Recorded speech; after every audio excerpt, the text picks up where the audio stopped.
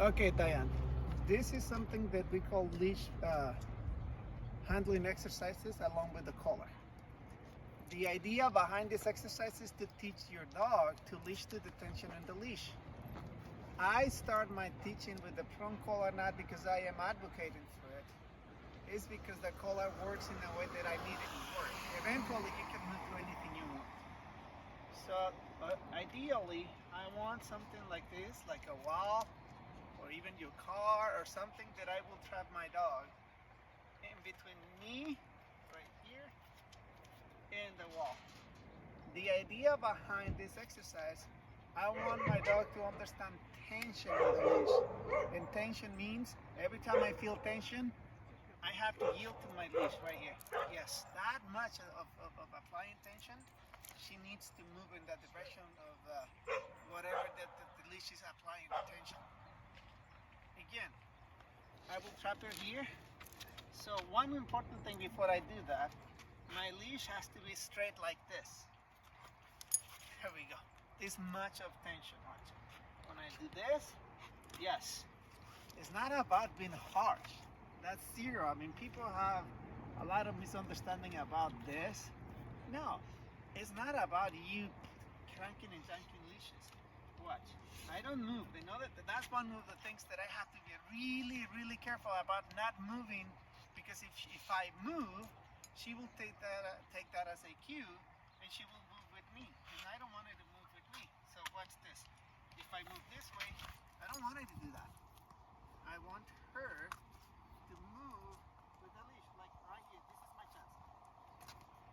Yes, that's it. What is the benefit of this exercise? Walking is one of them. Precision in your exercises, and if you want to do obedience, obviously we don't do obedience, but if people that want to do obedience want to use this exercise just to improve precision in your dogs in the exercises, you can do that. So I will make you go through here again. Felipe. Here again. And I don't use the foot to lure her, because that will be playing against me. Here, yes. And after she releases tension, if she moves back to whatever she was, not a big deal. Ideally, I want to use a shorter leash, like this long or even shorter, because I can do. She's there. I want to move her. Stop her. Yes. And that's what I do all the time. So this is one of the first steps of many, many things. When you have to, travel, walking a dog that is pulling you, don't try to fix it there. There's many techniques we use, but I still want to teach this one to everybody, because this is going to be a key. Watch. She goes with the foot. The leash will give her direction right here. Yes. So now, but you can only do it with the prong collar, right? So we will switch that to this one. And why don't you do it with the prong collar, with the flat collar, instead if you can do it that way? I will explain that to you in a second. So same thing, I hold it here. Watch, same thing, yes. And the amount of tension I am applying is minimal. Watch, here, here, yes. Anytime she yields to the leash, that's when I say yes. A lot of the times it's not just to reinforce the behavior, but it's also to get her back emotionally. You know the rule. If my dog does not take food after we do some exercise, that means we were too harsh. But what I want to create is this association that even if she feels a little bit of tension in the leash, there's nothing to be worried about.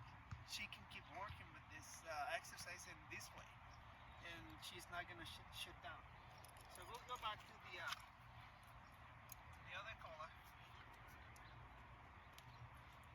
At some point when I move it forward, I hide my hand and I might use my leg. But again, the disadvantage of that is we have done this so many times that we make her follow my hand, that if I start doing it this way, she's not following the leash, or she's not releasing tension. She's just following my hand to get the food that I have in my hand. It has some benefits, but it's not what I want to do. But she's gonna be here, hiding in here, right? This is perfect because now I can use my leash to move her forward without. She's gonna start rotating, but I will shorten my leash. Yes. As soon as she moves forward, I also say yes and give her the reward. But as I was saying, I have to make sure that she doesn't see this. She's gonna, even without food, she's gonna start following. Right here. Hide my hand. That's how I teach them how to rotate. So she's starting to rotate, right? So hide my hand. Apply tension here. Yes, she moves forward. Mark it. Reward it. So that will save you so much trouble when you do multiple exercises, including the walking without the dog pulling you. Thank you.